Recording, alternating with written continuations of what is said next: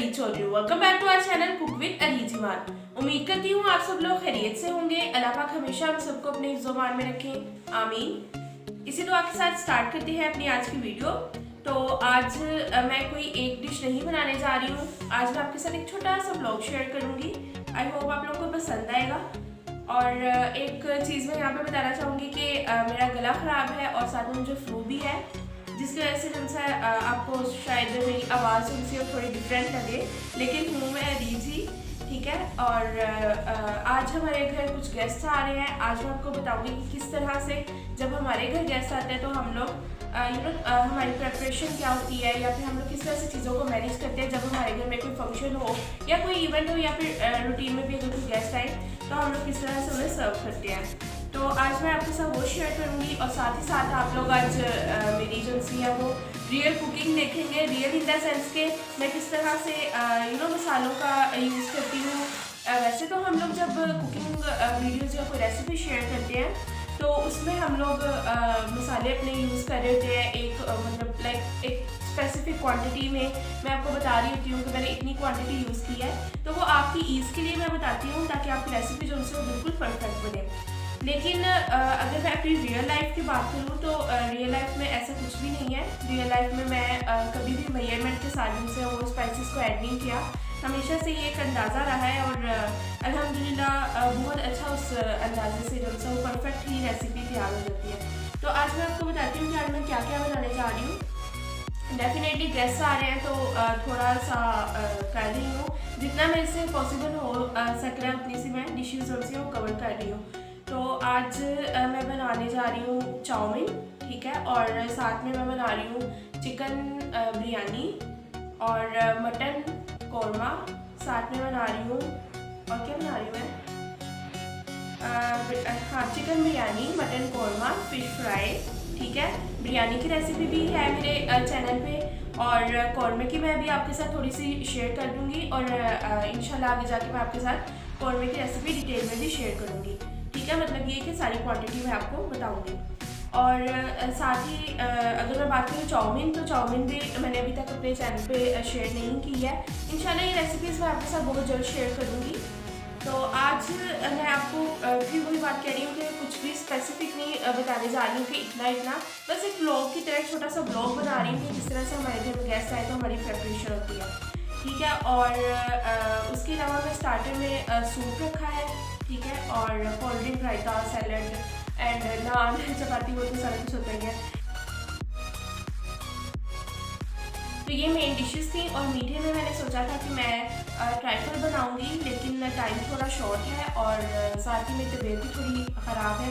तो भाई ने कहा कि आप ट्राइफल वगैरह के चक्कर में ना जाओ, तो मैं जो सा वो बाज़ार से ही मीठा ले आऊँगा। शायद वो स्वीट में आइसक्रीम ले आए या आई डोंट नो, अभी ये कुछ नहीं पता। तो उन्होंने कहा था मैं खुद ही ले आऊँगा। तो अब वो उनकी ड्यूटी है, वो अपनी ड्यूटी पूरी करेंगे और हम लोग करेंगे अपनी ड्यूटी। और तो चलिए स्टार्ट कर लेते हैं। सबसे पहले मैं बनाऊँगी कौरमा।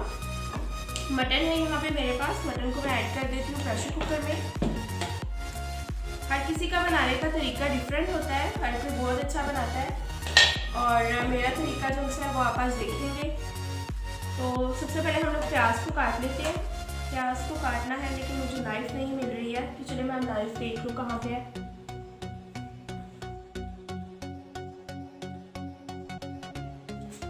तो चलिए मटन मैंने इसमें डाल लिया। अब मैं इसमें प्याज ऐड करूंगी।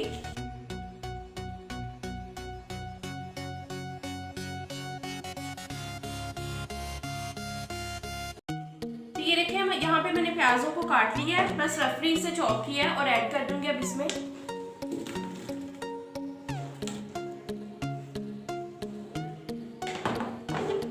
साथ ही मैं इसमें एक टमाटर ऐड करूंगी।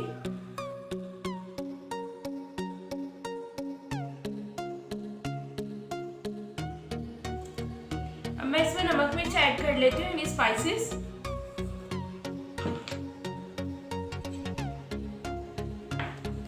रेड चिली पाउडर ऐड करूंगी।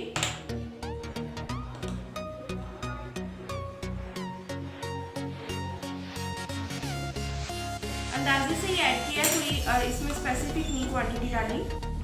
और साथ में नमक भी।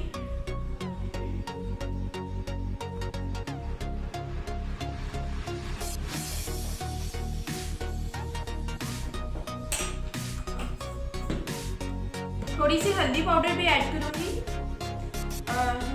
निकालने वाला था क्योंकि मैं डायरेक्ट पैकेट से ही डाल दूँ, बाद में निकालूंगी, टाइम नहीं है मेरे पास।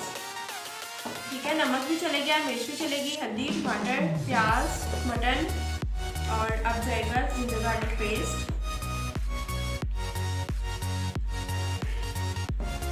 That's it. और अब मैं इसमें डालूंगी थोड़ा सा पानी, अगेन अंदाजे से ही डाल रही हूँ, तकरीबन 1.5 गिलास डाला होगा। इसको करेंगे बंद।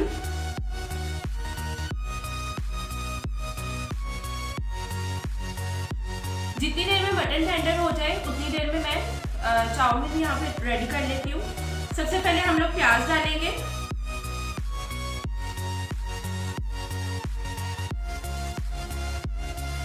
चाउमीन बनाने में ईमान ने मेरी बहुत ज़्यादा हेल्प की है।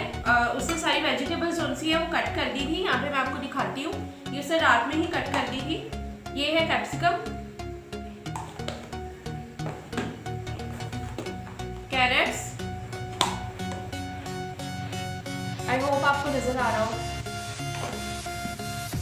साथ ही कैबेज है,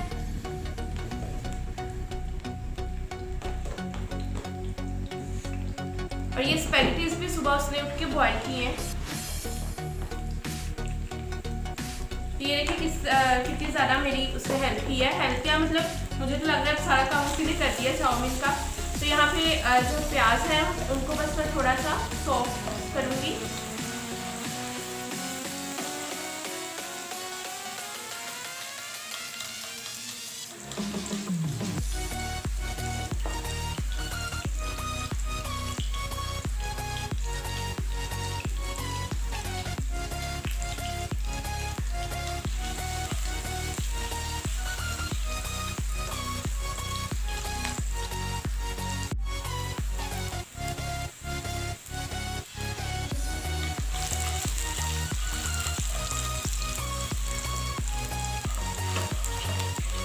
प्याज यहाँ पे सॉफ्ट हो चुके हैं, कलर भी इसका पिंक टर्न आउट होना स्टार्ट हो गया है। अब मैं इसमें थोड़ा सा पानी ऐड कर देती हूँ ताकि ज़्यादा ना हो, कुकिंग प्रोसेस इसका यहाँ पे सॉफ्ट हो जाए।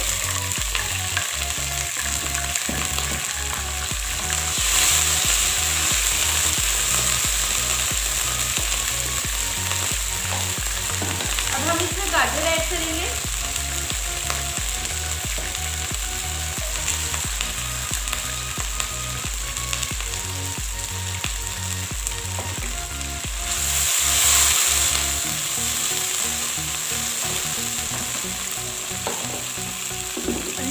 साथ ही मैं इसमें कैप्सिकम ऐड करूंगी।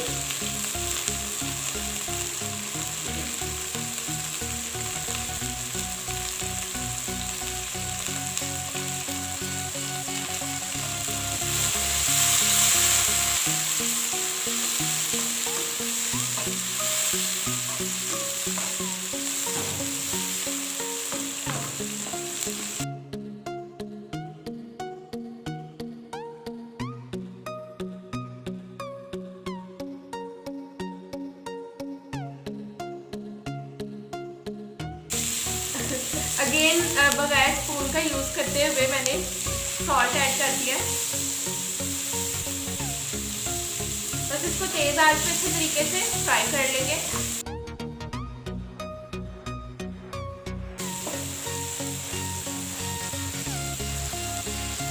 सॉल्ट भी ऐड कर दिया मैंने।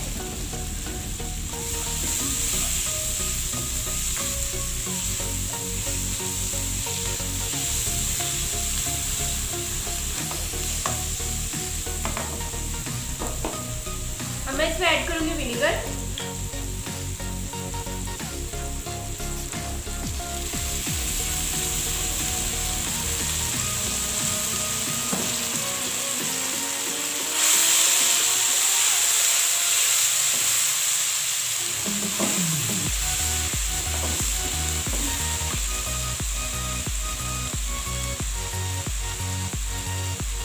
रेड चिली सॉस भी ऐड कर देंगे, टेबल स्पून।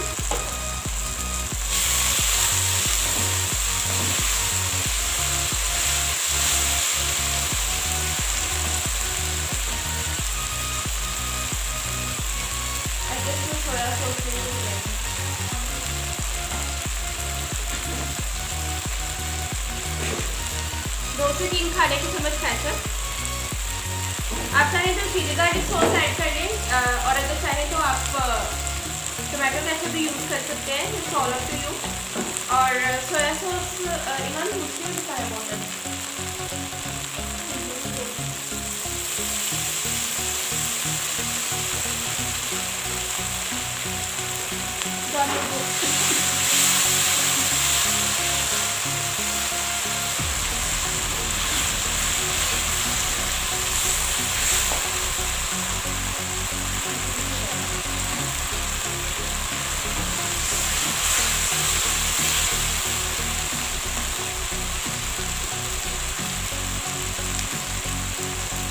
चलिए वेजिटेबल्स यहाँ पे बहुत अच्छे तरीके से फ्राई हो चुकी हैं और ऑलमोस्ट मैंने सारी चीज़ें ऐड कर दी हैं। यहाँ पे एक ऑप्शनल है, अगर आप चाहें तो क्रश रेड चिली ऐड कर सकते हैं, और अगर आप ना चाहें तो मत ऐड कीजिएगा, स्किप भी कर सकते हैं इसे।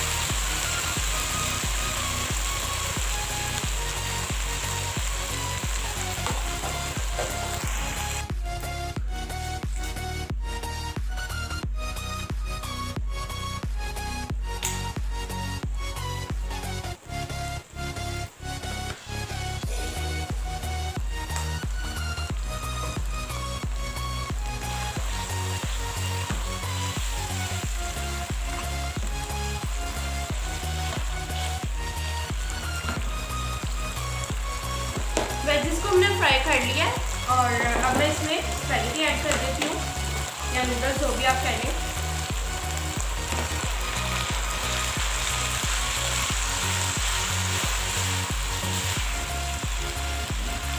इसको भी मैं 3 से 4 मिनट के लिए हाई फ्लेम पे फ्राई कर लूँगी, अच्छे तरीके से मिक्स कर लेती हूँ।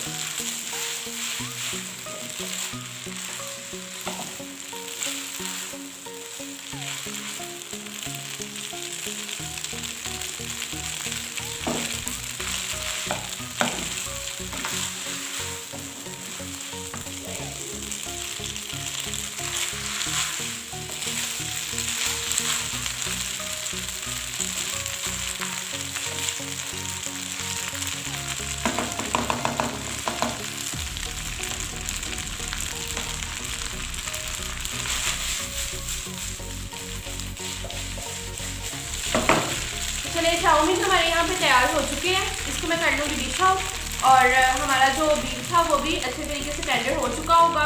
उसको अब हम लेके आते हैं, 80% तक पहले इसे टेंडर करना है, बाकी उसकी इंशाल्लाह भुनाई करेंगे और फिर उसके बाद इसका सारा काम करेंगे। तो चलिए पहले इसको डिश आउट कर लेते हैं।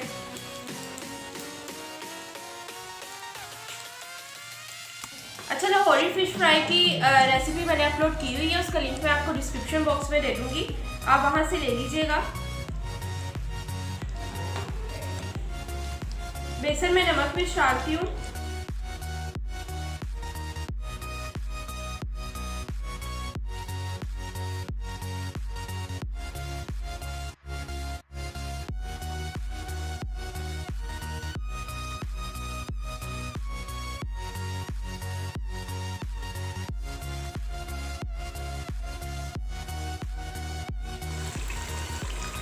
एक साइड पे हमारी फिश फ्राई हो रही है और दूसरी साइड पे यहाँ पे मैं मटन को भून रही हूँ। ऑयल मैंने डाल दिया था, ठीक है। और यहाँ पे जो है एक बैच मैंने फ्राई करके निकाल लिया है, ये देखें। इसी तरीके से मैं जो है वो दूसरा बैच भी फ्राई कर लूँगी। मेरी सैलेड प्लेट दिखाई है आपने? नहीं, मैंने अभी तक नहीं दिखाई, वो तो मुझे रो में दिखाऊँ। मैं फिर से लेकर आई। चलो ईमान अपनी सैलेड प्लेट लेने गई है, जिन्होंने डेकोरेट की है और बहुत ज़बरदस्त करती है वो। अभी आपके साथ इसकी लुक शेयर करते हैं।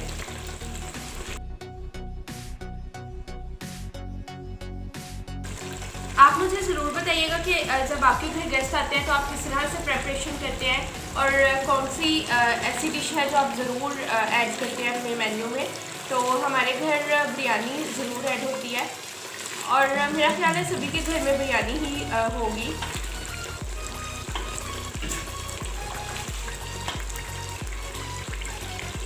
तो ये देखें जी, जो ईमान ने प्लेट सेट की है।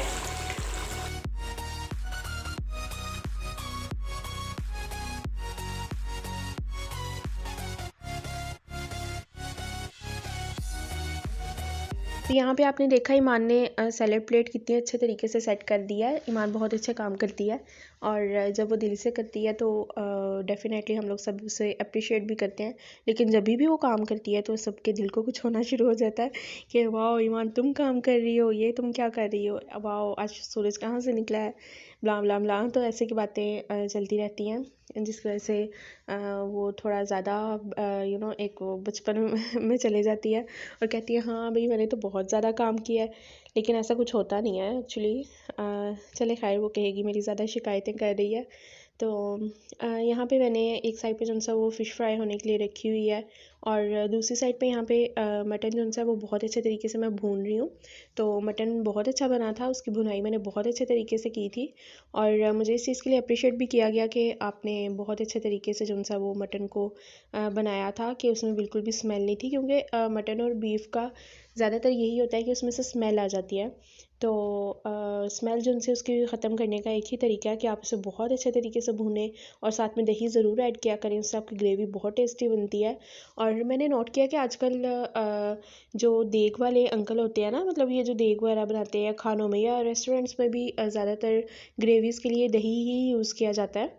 तो आप भी दही यूज़ करें तो उससे बहुत अच्छी ग्रेवी बन जाती है। चाहे आप मटन बना रहे हों या फिर चिकन बना रहे हों या फिर बीफ बना रहे हों या फ़िश का सालन भी बना रहे हों तो आप उसको यूज़ कर सकते हैं।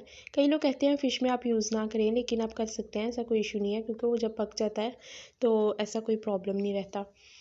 तो बस यही था। तो गाइज़ मैं यहाँ पे आपको बताना चाहूँगी कि मैं वॉइस ओवर कर रही हूँ क्योंकि टाइम बहुत ज़्यादा शॉर्ट था और मुझे समझ नहीं थी आ रही थी कि मैं कैसे सारी चीज़ों को मैनेज करूँ। ज़ाहिर सी बात है अगर मैंने वैसे बनाना होता तो मैं बहुत जल्दी से सब कुछ कर लेती, लेकिन चूँकि शूट करना था तो इसलिए मुझे थोड़ा सा ज़्यादा टाइम लगा था। तो वैसे जो चीज़ मैं हाफ़ एन आवर में बना लेती हूँ तो शूटिंग में वो कम से कम 45 मिनट्स में बनती है या फिर कभी कभार 1 आवर भी ले जाती है। कैमरा अच्छे से सेट होना चाहिए, हर चीज़ क्लियर होनी चाहिए, हर चीज़ दिखनी चाहिए। तो ये सारी चीज़ों को हमें नोट करना पड़ता है, कंसीडर करना पड़ता है।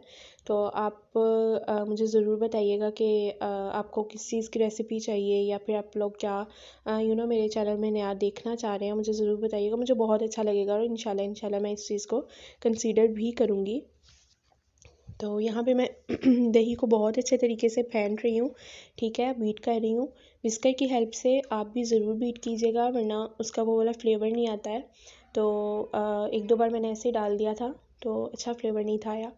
तो आप इसको बीट करके डालिएगा, बहुत अच्छा फ्लेवर आएगा और मटन की और बीफ की जो उनसे स्मेल है वो ख़त्म हो जाती है। तो ये मैं अगेन आपको बता रही हूँ। और इसके अलावा ईमान ने जो उनसे वो कटलेट्स वगैरह भी फ्राई किए और बहुत ज़्यादा उसने मुझे हेल्प आउट किया। साथ ही साथ मुझे ही नहीं, उसने मम्मा को भी हेल्प आउट किया या फिर कह लें कि मम्मा ने उसको हेल्प आउट किया। तो जब हमारे घर में कोई भी दावत होती है तो या फिर कोई भी गेस्ट्स वगैरह आते हैं तो मैं कुकिंग करती हूँ और ईमान जो सी हैं वो बाकी टेबल मैनेज करती हैं, बर्तन वगैरह लगाती हैं और सारा काम जो सा वो ईमान के ज़िम्मे होता है। तो ऐसे चलता है हमारा।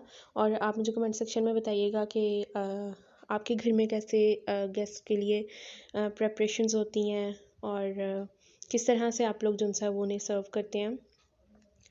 यहाँ पे मैं सिर्फ आपके सामने चाउमीन और मटन और साथ में फ़िश की रेसिपी जो उनसे वो बना रही हूँ। इसके अलावा मैंने चिकन बिरयानी भी बनाई थी, साथ ही मैंने कटलेट्स भी बनाए थे और इसके साथ मैंने जो सा है वो सूप बनाया था।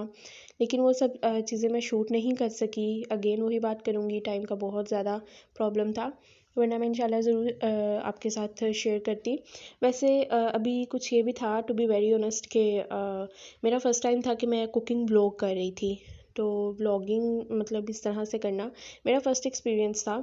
तो उसके साथ गेस्ट उनसे वो हमारे गांव से आ रहे थे, और गांव हमारा थोड़ा सा दूर है, और वहाँ से गेस्ट आते हैं तो डेफ़िनेटली उन्हें वापस भी जाना होता है। और वो एरिया भी थोड़ा सा ना थोड़ा सा हॉरिबल तो नहीं उसे कहेंगे, लेकिन थोड़ा डेंजरस है, आप ये कह सकते हैं। तो वहाँ पे टाइम से ही जो सा ना वो चले जाना या आ जाना, ऐसा माना जाता है कि आप टाइम से ही आओ जाओ। तो ये था, और इसके अलावा मैंने फ्रूट्स भी रखे थे। अच्छा, मैं यहाँ पे ना ये करूँगी कि मैं एंड पे ना एक पिक्चर लगा दूँगी जिसमें मैंने इंडिविजुअली हर चीज़ की पिक्चर ली थी, तो वो मैं यहाँ पे एंड पे पेस्ट कर दूँगी, ताकि आप देख लें कि मैंने क्या क्या बनाया था, यानी किस तरह से हमने जो सा इस छोटी सी दावत को प्रिपेयर किया था।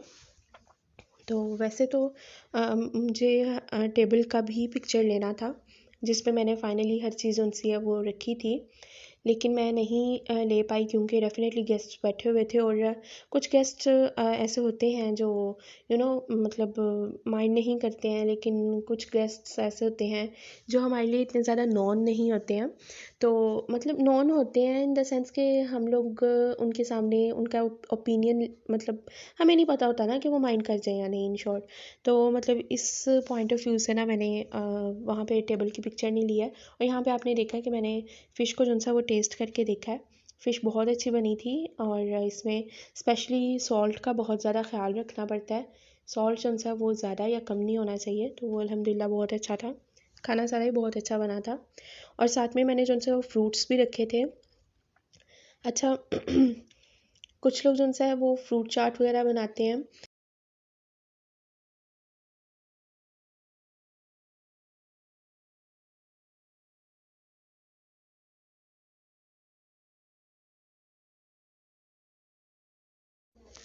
तो यहाँ पर मेरा भी कुछ ऐसा ही प्लान था, लेकिन मैंने सोचा था कि मैं कुछ चाट वगैरह या ट्राइफल या कुछ इस तरह से फ्रूट्स का कुछ यूनिक या डिफरेंट बना लूँ। लेकिन मैंने एक चीज़ नोट किया है कि जब भी हमारे गांव से गेस्ट आते हैं ना, तो पापा का यही पॉइंट ऑफ व्यू होता है कि आप फ्रूट्स उनसे वो एज़ इट इज़ रखें। तो जब भी कोई भी गेस्ट आएगा तो फिर हम लोग उनके सामने एज़ इट इज़ फ्रूट्स रखते हैं। आई डोंट नो इसमें कोई लॉजिक होगी। तो ये था हमारा आज का छोटा सा व्लॉग कह लें आप, या फिर कुकिंग वीडियो कह लें, या जो भी आप कहना चाहें। तो आपने मुझे ज़रूर बताना है कि आपको ये वीडियो कैसी लगी, और मैं उम्मीद करती हूँ कि आप सब लोगों को ये वीडियो बहुत ज़्यादा पसंद आएगी। मुझे कमेंट सेक्शन में ज़रूर बताइएगा कि आप लोगों के घर में कैसे प्रिपरेशंस होती हैं जब आपके घर में गेस्ट आते हैं या कोई दावत होती है, कोई इवेंट होता है। तो आप मुझे ज़रूर बताइएगा, और मेरे साथ अपनी एक आप चाहें तो मुझे कुछ भी डिमांड भी कर सकते हैं, लाइक आपको कौन सी रेसिपी चाहिए। चाउमीन की रेसिपी मैंने बनाई है, और साथ ही मैंने यहाँ पर जो सा वो मटन कढ़ाई भी बनाई है। तो आप मुझे ज़रूर बताइएगा। तो ये था हमारा आज का छोटा सा व्लॉग। और मुझे ये भी बताइएगा कि मैंने फ़र्स्ट टाइम वॉइस ओवर किया है, ये आपको मेरा कैसा लगा है। तो उसके अकॉर्डिंग ही मैं अपनी नेक्स्ट वीडियोस लूँगी, वॉइस ओवर करूँगी या नहीं करना, ठीक है। ये आप लोग बताइएगा, मुझे अपनी सजेशन दीजिएगा। और चलें, आपसे एक और रिक्वेस्ट है मेरी यहाँ पर कि हमारा फ़ेसबुक पे और इंस्टाग्राम पे हमारा जो सा पेज है कुक विद अरीजी मान के नाम से ही, तो आप इंस्टाग्राम पे हमें जो सा वो फॉलो कर सकते हैं, और फ़ेसबुक पे आप हमें हमारे पेज को लाइक कर सकते हैं, ग्रुप को ज्वाइन कर सकते हैं, ठीक है। और वहाँ पे आप कुछ भी, जो भी आपके माइंड में कुकिंग से रिलेटेड कोई भी क्वेश्चन हो, तो आप मुझे वहाँ पे पूछ सकते हैं, ठीक है। मैं इंशाल्लाह आपको फ़ौरन उसका रिप्लाई दूँगी। So guys, if you like our video kindly do like, share and subscribe our channel. मिलते हैं आपसे एक नई रेसिपी में, एक नई वीडियो के साथ। तब तक के लिए मुझे दीजिए इजाज़त। अल्लाह हाफिज़। Gotta keep this feeling, keep on breathing.